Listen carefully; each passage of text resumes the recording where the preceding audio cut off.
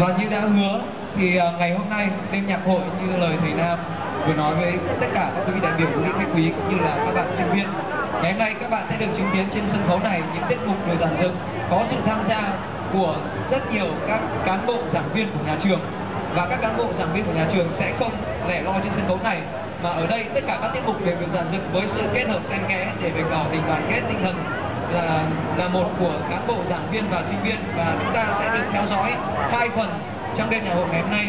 Phần 1 với các tiết mục văn nghệ đã tham gia vào chương trình liên hoan văn nghệ của công đoàn nhà trường đã diễn ra trong tháng trước, và phần thứ hai sẽ là phần các tiết mục của đội văn nghệ sinh viên nhà trường.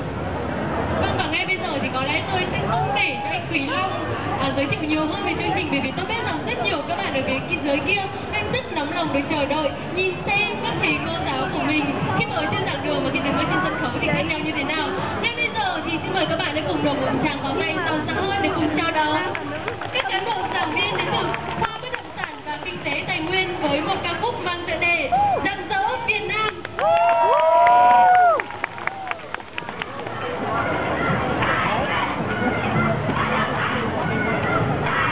Đứng góc kia.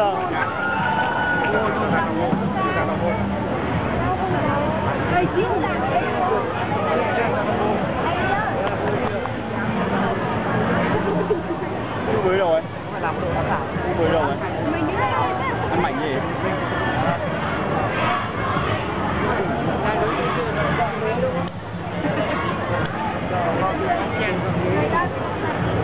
Ồ. Như là thiên thần ấy, mặc váy trắng. Váy xanh. Váy trắng á? Múa là váy trắng. Múa váy trắng. Kia gì? À, thấy chưa? Không phải. Đấy, người sân khấu. Wow.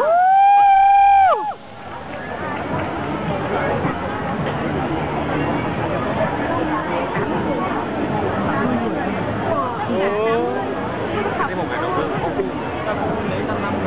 Chạy đầu tư của mô hình đầu tư. Nghe lòng bảo. Đó là lịch mời em, nhưng mà chỉ một mình em thôi, mà em bảo em từ chối là phải lấp 80 người vào mới có thể được không? Mới thể quan trọng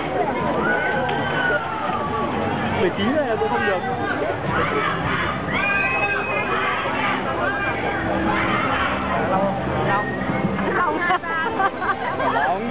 Long à? Wow.